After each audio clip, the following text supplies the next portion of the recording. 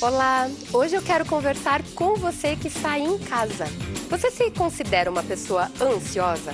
E sabe qual o limite dessa ansiedade, se ela é boa ou ruim? É disso que a gente conversa agora no Rede de Olhares.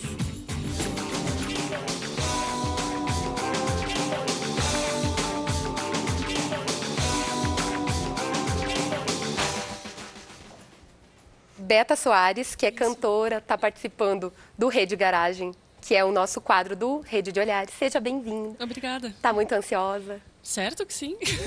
Para mostrar tuas músicas. Tu estava me contando que é a primeira vez que tu vai mostrar até pro teu pai, é isso? Eu acho que ele nem imaginava que eu escrevia alguma coisa, daí hoje ele, opa, tu escreve? Olha aí, que bom. Então é estreia mundial. Ai, que bom. Mundial mesmo, porque tem na internet também, o pessoal pode sintonizar de qualquer lugar. Eu quero começar, eu vou escutar teu som daqui a pouco, tá? Mas eu quero começar com os ansiosos aqui. Pode pegar o microfone e diz o teu nome para mim. Meu nome é Everson. Everson, você se acha uma pessoa ansiosa? Sim, um pouco sim. Como é que tu consegue ver a tua ansiedade? Eu acredito que todos são um pouco ansiosos, né? Na vida da gente, em certos momentos a gente acaba, a nossa ansiedade acaba aflorando, então esse é um momento deles. E quando tu tá ansioso, o que acontece contigo? Tu é aquela pessoa que quando tá ansioso, tu come mais? Porque tem o pessoal que se atraca numa barra de chocolate e assim por diante. Eu vi que as meninas ali estão se olhando, já vou em vocês. O que acontece contigo? Ou não dorme direito também? Eu acho que o sono, eu perco um pouco o sono. Essa questão de comer mais, eu acredito que não, mas eu acho que é o sono mesmo. Passar a noite em claro, alguma coisa assim. Tá certo. Obrigada. Eu quero saber das meninas aqui que comentaram. Porque vocês comem chocolate quando estão ansiosas? Muito. Muito chocolate. Até eu sou bastante ansiosa e as provas que a gente tem são muito difíceis de engenharia, né? Aí dá um nervoso. É porque a mente fica projetada para o futuro em vez de viver o agora. E daí a gente começa a ficar nervoso por antecipação, né? Não sei se é bem isso, acho que é. Meu nome é Jéssica e nós somos colegas em várias disciplinas. E a gente estuda junto, né? Aí, ela traz uma barra de chocolate pra ti? Mais ou menos. Tá certo. A gente se atraca nos leite moça e comida, biscoito. Por que a gente é ansioso? E será que todo mundo é ansioso? Aí vem a questão da ansiedade boa e ruim, né?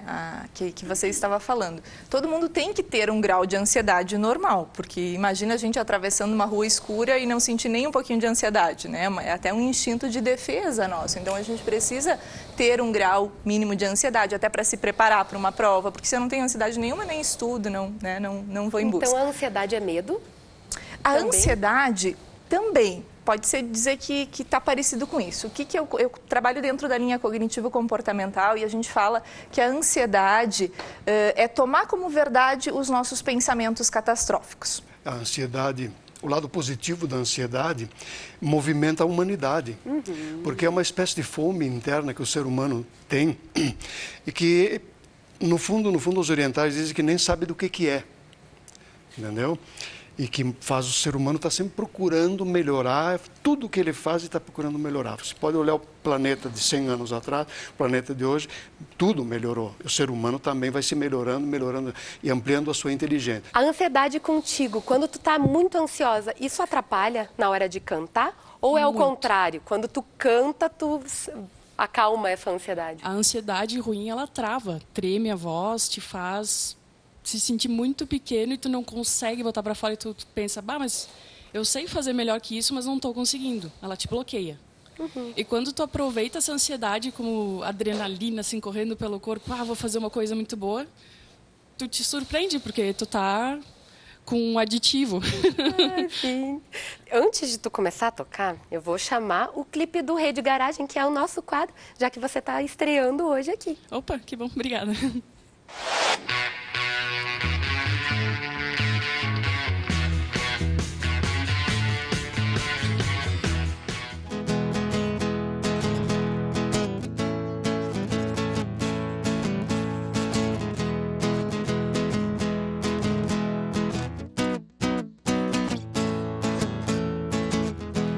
Alguns precisam de um pouco de drama, outros outros precisam de simplicidade.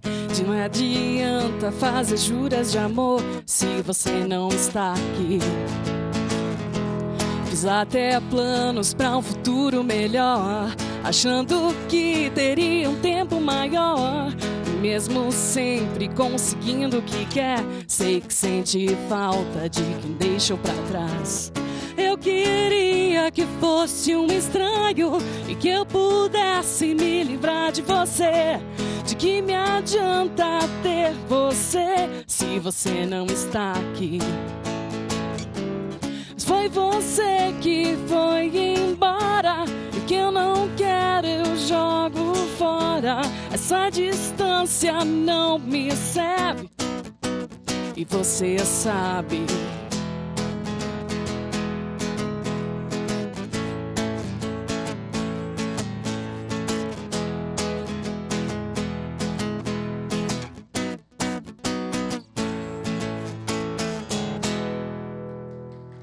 Bem bom. Obrigada.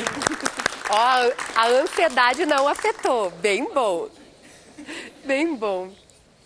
Ó, estão me dizendo que tem o Leir de Souza, que é daqui de Caxias do Sul, está na ligação. Olá, tudo bem? Tudo bom. Oi, tudo bom? De que bairro que tu fala? É bairro São Francisco. São Francisco. E aí, como é que, pra ti, você é uma pessoa ansiosa? Eu sou muito ansiosa. Para mim tem que ser tudo para ontem. Eu sei que eu estou errada. Eu estou fazendo minha carteira de motorista, não estou conseguindo porque na hora da prova faço tudo errado. E você tem alguma pergunta para fazer para nós aqui? Eu gostaria de saber o que eu devo fazer para mim ser menos ansiosa, ser mais calma, né? Que é bem melhor, né? Com certeza, a gente faz tudo certinho, né? Tá certo. Muito obrigada pela participação. A gente vai responder aqui. Dá a dica. Obrigada. E aí? O que a gente faz? Bom, acredito que é uma reestruturação cognitiva, né? A gente aprender a pensar diferente, como é o pensamento que gera o sentimento. Tem pesquisas que dizem, né, que na maioria das vezes a gente se preocupa, né, se fica mal, ansioso por simples preocupações. Então a gente precisa aprender a diferenciar o que é preocupação do que realmente é problema. Né? 95% das vezes as nossas preocupações não se transformam em problema, ou seja, elas saem muito melhor do que aquilo que a gente esperava. Só que os ansiosos de plantão, o que eles acham? Que as coisas só saíram melhor porque eles se preocupavam. Acaba perdendo um pouco do controle também, né? Boa noite, então, a todos. Vamos lá, tentar responder aos poucos as questões. O uso de psicofármacos vem aumentando muito, isso no Brasil, nos países desenvolvidos principalmente. E já a gente trata esse assunto como um problema de saúde pública, né? A gente pode ter alguns exemplos, como, por exemplo, o uso dos anorexígenos, sibutramina, por exemplo, né? A Agência Nacional de Vigilância Sanitária tem tentado monitorar o consumo desse medicamento. A Europa, por exemplo, ela proibiu a comercialização da sibutramina, porque é um medicamento que provoca algumas reações adversas importantes, como, por exemplo, infarto agudo do miocárdio, derrame cerebral, entre outras. O Brasil hoje contraindica esse medicamento para pessoas com alguns problemas cardiovasculares ou com diabetes tipo 2. No entanto, nas drogarias a gente observa, né, na comercialização do medicamento, que não se observa, né, na hora da prescrição esse tipo de cuidado. Então é um medicamento que pode estar contribuindo, por exemplo, no emagrecimento, mas pode estar levando a um risco para esse paciente, né? Esses psicofármacos, a maioria deles são prescritos, né, por um médico, obrigatoriamente, porque eles são controlados pelas agências regulatórias, né? E através desse controle se observa o aumento do consumo desses medicamentos. Em crianças, por exemplo, se usa muita Ritalina, que é o metilfenidato. E tem uma corrente já científica, alguns cientistas no mundo, dizendo que o consumo do metilfenidato é exagerado e que o diagnóstico dessas crianças com déficit de atenção está sendo feito de forma equivocada. Qual é a maior ansiedade hoje vivida no Brasil, na sociedade brasileira? Hoje, se a gente pensar, quem sabe até a Copa, as pessoas estão ansiosas, ou questão do medo nas ruas. O que é o coletivo da ansiedade? Eu acho que a fonte da ansiedade ela é muito diversa, né? E acho que também tem, como a gente tem sociedades mais ansiosas, tem sociedades menos ansiosas, né? Eu acho que a gente vive uma sociedade, digamos, no Brasil, a gente está vivendo um momento de uma expansão econômica, um crescimento, as pessoas estão acessando ao consumo, mas ao mesmo tempo há um apelo ao consumo que a gente não tem acesso também, né? Então fica o desejo de ter acesso e o não conseguir.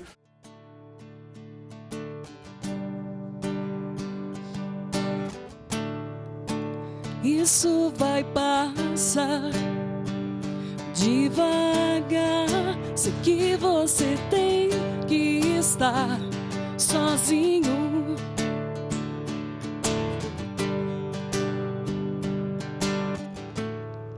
Sei você tem seu tempo.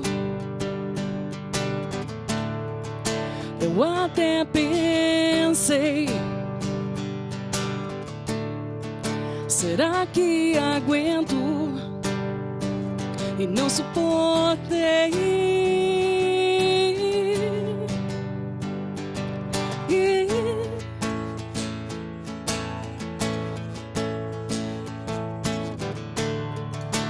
O que eu mais quero é você comigo. Essa é pra não te esquecer, meu amigo.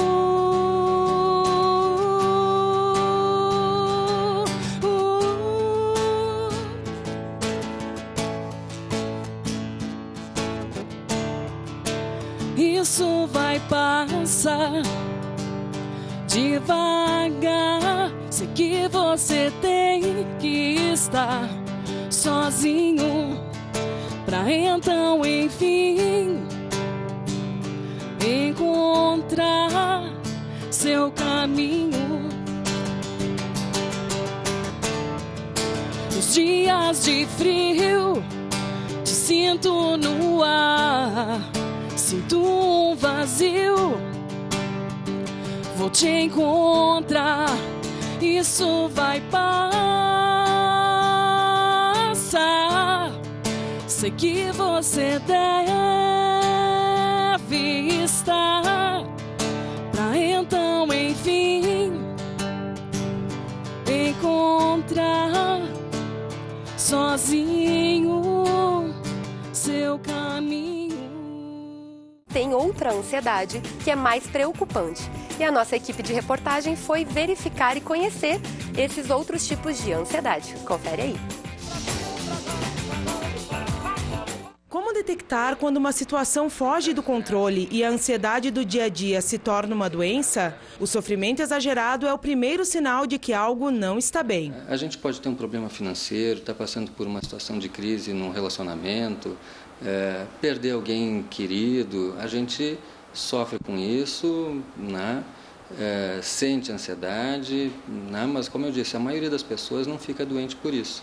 Algumas pessoas adoecem, né? E esses sintomas, esse conjunto de sintomas, que não é só um simples estresse, né? Vai fazer a pessoa ter um sofrimento maior e, em geral, acaba buscando ajuda, ou até um familiar percebe que a pessoa está em sofrimento. Além do lado psicológico, a ansiedade pode afetar o corpo fisicamente. O tratamento vai desde o exercício até a medicação para os casos mais graves. Tratamentos a gente tem terapia cognitiva, terapia psicodinâmica, e as medicações. Em geral, né, existem antidepressivos, várias classes de antidepressivos que podem ser usados e geralmente são bastante eficazes também. Dona Odete precisou da ajuda dos remédios. Diagnosticada com depressão e síndrome do pânico, ela se trata há 14 anos.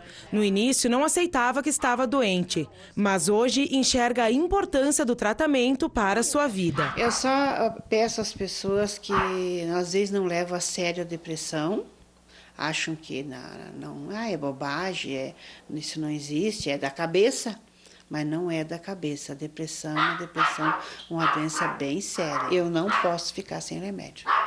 E vou tomar sempre continuado. Não, a senhora vive melhor? Vivo melhor toda a vida. A depressão e o pânico são apenas algumas das doenças desencadeadas pela ansiedade. Eu diria que a doença mais grave dos transtornos ansiosos é o transtorno obsessivo-compulsivo, o TOC, né?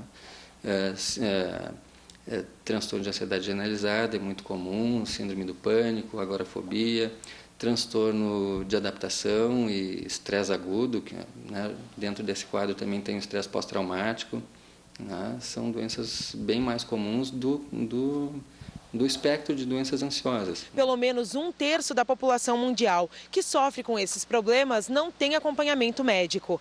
As doenças mentais representam 13% do total de doenças do mundo. Há uns 4 ou 5 anos atrás, eu tive o meu primeiro colapso, que eu tive uma crise de ansiedade que foi em razão de um certo acontecimento na época. E eu precisei procurar ajuda, então eu descobri que eu tinha TOC, que eu tenho TOC, na verdade. E é basicamente assim, gira em torno de perfeccionismo. Eu exigia muito de mim na faculdade, no trabalho. Eu executava as mesmas tarefas várias vezes para ver se realmente aquilo fechava, se aquilo lá estava como eu julgava perfeito. Esse homem, que prefere não se identificar, teve que vencer o próprio preconceito para procurar ajuda médica. Eu achava psiquiatra coisa de gente louca, na verdade. Mas a partir do ponto que eu tive o primeiro colapso, assim, que me veio assim na hora, eu preciso procurar ajuda. Então, a partir daí, meu pensamento mudou completamente. Eu consigo viver, antes eu não conseguia.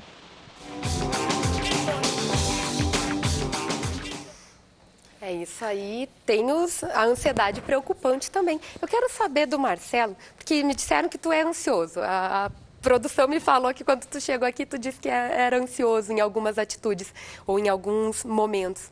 A tua ansiedade é tranquila, sim, Marcelo? Não, minha ansiedade não é tranquila, ela já está me trazendo problemas físicos, né?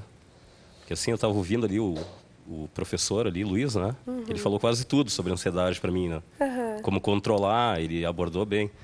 Mas é assim, é uma coisa que a gente tem que cuidar quando ela começa a afetar o organismo da gente, né? Acho que é mais ansiedade normal, de algum fato, algo de emprego, alguma viagem, que é aquela ansiedade normal que a gente tem, até mesmo da mulher, por causa da TPM, tem aquela ansiedade de leve, assim, mas eu consigo ter um equilíbrio. Eu busco coisas assim para me acalmar. E o professor, como é que percebe essa ansiedade dentro da sala de aula com os teus alunos? Bom, em primeiro lugar, boa tarde, boa noite, já não sei mais como é que está lá fora. Ou bom dia, sei lá, para quem estiver nos assistindo no outro dia. Muito obrigado por estar aqui. Queria dar os parabéns para a Beta, minha amiga de infância, e sou tietão dela. Tá? Acho uma das melhores artistas caxienses, brasileiras do mundo que tem por aí. A questão da ansiedade na sala de aula, eu acho assim, ela é consequência de toda uma ansiedade que a gente vive na sociedade pós-moderna toda, né? Assim, complementando tudo que os outros profissionais falaram, a gente não pode esquecer também de uma coisa muito básica no mundo de hoje. A ansiedade é lucrativa. Tá? E com certeza ela é promovida também. A gente está sempre com medo de guerra, de crise, de catástrofe, de que a gente vai ser atropelado, de que alguém vai fazer alguma coisa horrível com a gente, tudo. Isso não é de graça. A sociedade, eu acho que ele pega bem um lado interessante, que é essa questão, né, do lucro, que a sociedade, a indústria química é uma das indústrias mais, digamos, monopolizada, quer dizer, são muito poucas as indústrias, né? Então tu cria doenças, tu cria rótulos, né? E tu cria por trás disso a solução do problema, quer dizer, as coisas são um pouco nessa linha do mágico, né? É que na verdade eu acho que a gente tem um problema que a gente é mortal. E esse é talvez o foco maior de ansiedade, é um negócio primitivo, né? Eu quero saber quando a gente sabe que essa ansiedade ela está indo para o lado perigoso, como a gente mostrou na matéria. Ou como é que, no caso do Marcelo, como é que ele sabe quando isso já está sendo grave? Sim, os sintomas da ansiedade que já tem que procurar uma ajuda, na verdade, né? Sempre quando ela começa a atrapalhar o meu desempenho, a minha rotina, o meu dia a dia, né? Eu preciso procurar ajuda, né? E aí, claro, a gente tem os transtornos de ansiedade, que aí já é digamos assim, um grau maior, e aí precisa sim de uma ajuda profissional. Não necessariamente eu preciso esperar ter um transtorno para buscar ajuda. Quanto mais no início eu pegar, né, melhor vai ser de eu conseguir dar conta e trabalhar aquilo. Mas, por exemplo, né, em relação aos transtornos, a gente tem o transtorno do pânico, o TOC, o transtorno obsessivo-compulsivo, transtorno de ansiedade generalizada, fobias, né, as fobias sociais, enfim. Então isso começa a realmente, cada uma tem os seus sintomas, né? E isso começa a entrar num nível em que eu não consigo mais dominar, em que eu sou tomado por aquilo e prejudica todos os meus afazeres. O Marcelo quer falar, né? Tá com a mão aqui levantada. Vamos lá. Fale. Faça a pergunta. Não é cardiologista, tu é psicóloga, né? Mas assim, olha, eu já tive atendimento médico, tá?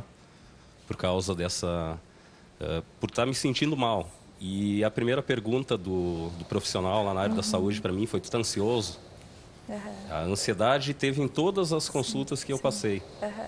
Então, assim, se a ansiedade ela tem esse é lógico, né? Porque pelas perguntas do médico mesmo a gente já percebe.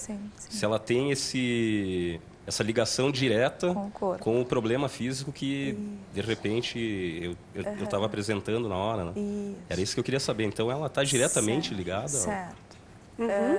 Pode responder e depois eu jogo para o professor Luiz? Pode ser. Que legal que o profissional que te atendeu fez essa pergunta, né? Porque até pouco tempo atrás a gente não tinha essa ligação, né? Tudo era físico e hoje se tem essa concepção de que 80% das nossas doenças elas têm fundo emocional. Eu até costumo brincar com os meus pacientes porque eles chegam, né? Não, eu não tô louco, né? Psicólogo não é para louco. E eu costumo brincar, se tu quebrou uma perna, né? Fica em casa e deixa a perna cicatrizar sozinho. Tu vai conseguir? Não, tu vai morrer de dor. Né? E a gente nega, às vezes, os nossos problemas emocionais, como na entrevista até passou, né? Que são coisas da nossa cabeça. Sim, são da nossa cabeça, mas são tão sérios quanto. Né? Em relação a essa ligação com o corpo, sim, a gente tem corpo e mente são, né, uma unidade. Então, sem dúvida, o que a ansiedade faz? Né? Até uma explicação um pouquinho mais fisiológica, mas o que a ansiedade faz? Quando eu fico ansioso, eu tenho a tendência de fazer essa respiração mais curta, né? Oxigena menos o meu cérebro, tanto que no consultório a gente reproduz, por exemplo, um ataque de pânico. O que é o pânico? Transtorno de pânico, né? Explanando um pouquinho. O pânico é a má interpretação dos meus sintomas fisiológicos. Né? Então, por exemplo, eu começo a ter um ataque cardíaco, né?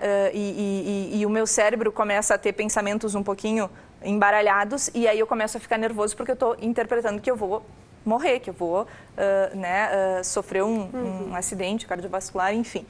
E é só uma má interpretação do corpo. A gente reproduz isso facilmente no consultório. Fica 20 segundos respirando bem rapidinho, tu vai ver que o teu pensamento começa a ficar embaralhado, o teu coração começa a disparar, né? Só que daí tu interpreta que tu estás tendo, né, um ataque que vai te levar à morte. E, na verdade, é só um grau de ansiedade elevado.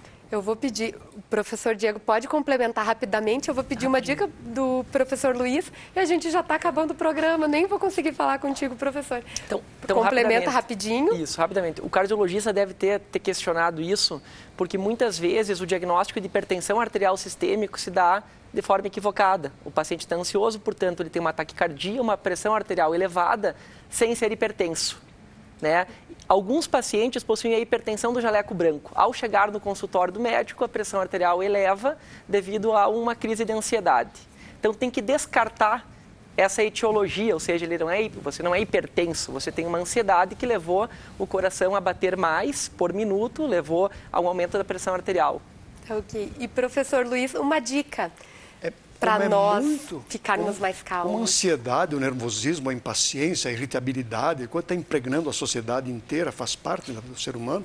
Eu acho que uma coisa bem importante seria dizer como é que eu posso controlar isso. Ela falou aqui, deu em 2, 3 oportunidades, falou na respiração. O segredo de tudo é a respiração. Então, se aproxime de alguma yoga, de alguma técnica oriental que ensina você a controlar sua própria respiração, que através da respiração a pessoa controla qualquer tipo de ansiedade, de nervosismo e de tudo e amplia a sua consciência. Então os problemas diminuem, mas é a respiração o segredo de tudo. Tá certo. Gente, muito obrigada. Obrigada a todos que estavam aqui, que estavam ansiosos no começo do programa, depois não ficaram mais, né? Que fica bem tranquilo. A você também, a Beta Soares, que participou, contribuiu com a gente. Tu vai encerrar tocando. E você que esteve conosco, acompanhando, anotou todas as dicas para ficar mais tranquilo e controlar a sua ansiedade. A gente se encontra num próximo Rede de Olhares. Contigo, Beta. Agradecer aos meus pais. Ah, sim. Pode mandar beijo para a mãe, para o pai. Mãe, E pra Xuxa? Estão me olhando em casa, Pra né? mim e pra Carol. Pra Carol. Estão me olhando em casa, né? Obrigado pelo apoio sempre. Ok. Pro meu irmão e pros meus amigos. E o Arnaldo, que me ajudou a compor uma das músicas, Arnaldo Zampieri. Ok. É contigo. Obrigada. Obrigada. Quão longe posso ir? Quantos passos posso dar? Quantos pra chegar até você? Estaríamos sempre mentindo se não ficássemos lado a lado. Pra sempre o passado existe na memória, mas ele não deve ser revivido daqui só pra frente.